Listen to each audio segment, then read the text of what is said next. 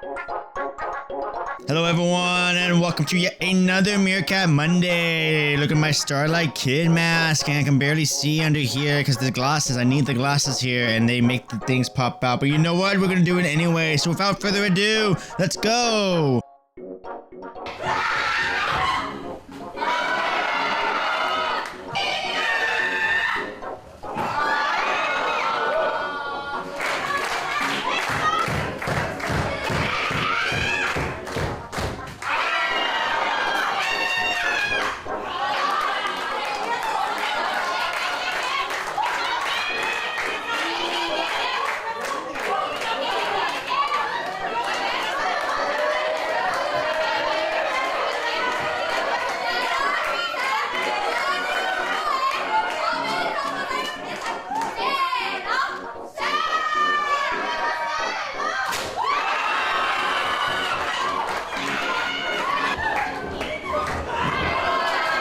Alright, we have some injury updates. We got the return of Saki Kashima. Oh, this little demon has revived from the brink of death and is returning on the 29th. Let's go, people!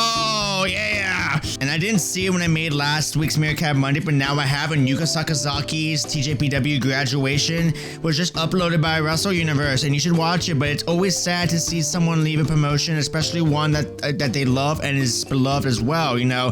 But there's a lot of crying, and it made me want to cry a little bit because, you know, just seeing other people cry.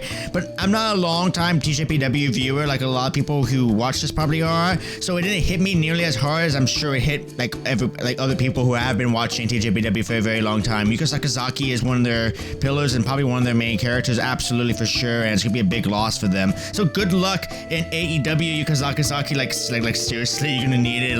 But the main chunk of news, a big meat stick here of this video. And look, I'm no journalist, so we're gonna explore this news. Take a look at the actual press conference, and then I'm just gonna talk about it. You know, I'm not gonna claim anything or any of that. But you know, funny enough, I feel like that's more depth than most wrestling journalists do, anyways. You know, so I feel like I'm still doing more. So I won't just be reading the same blurb of the same copy pasta and going Stardom crossover with TJPW. Let's go! Oh, yes, let's go!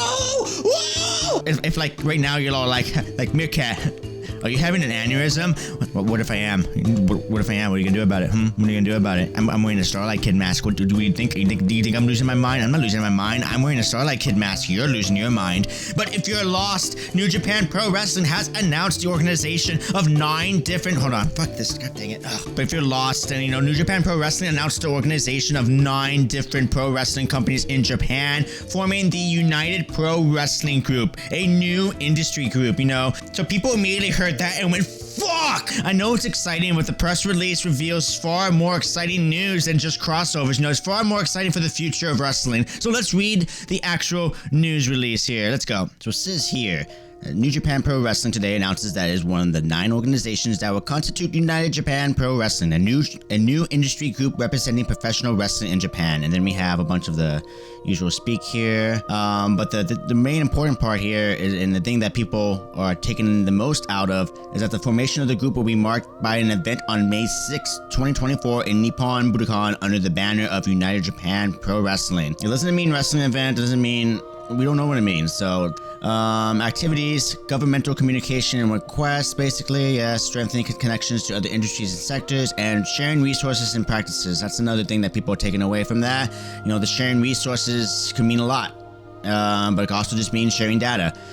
Another important thing here is in the most important thing for me, including those related to wrestler health and safety, such as the provision of financial support for wrestlers while injured and to offer compliance training. That's big. Any proceeds from the monetized use of iconography shall be split amongst the group members, blah, blah, blah. So here are the group members. New Japan Pro Wrestling, All Japan Pro Wrestling, Pro Wrestling Noah, DT Pro Wrestling, Gambare Pro Wrestling, Big Japan Pro Wrestling, Dragon Gate, Stardom, Tokyo Joshi Pro Wrestling, and further group members will be considered in the future. Founding Chair, Seiji Sakaguchi, Executive Office will be New Japan. Okay, and Seiji Sakaguchi, of course, is a retired professional wrestler. Currently works as New Japan for an advisor. So folks, no one in this press release doesn't say that there's going to be like a crossover show holding joint shows and sharing talent and stuff. They do say sharing resources and there's going to be a show on Budokan, but we don't know what that show is going to be, you know? So, but it also doesn't rule it out either. So, you know, we don't know if there's going to be wrestling or if it's just going to be an event and then there's going to be some Forbidden Door appearances. Oh, they're sharing the ring together. It was the most important piece of information to take away from all of this is that they did something that everyone here in America, all the old school players said was impossible to do. They formed a union. That's huge. Not just for Japan, but wrestling as a whole.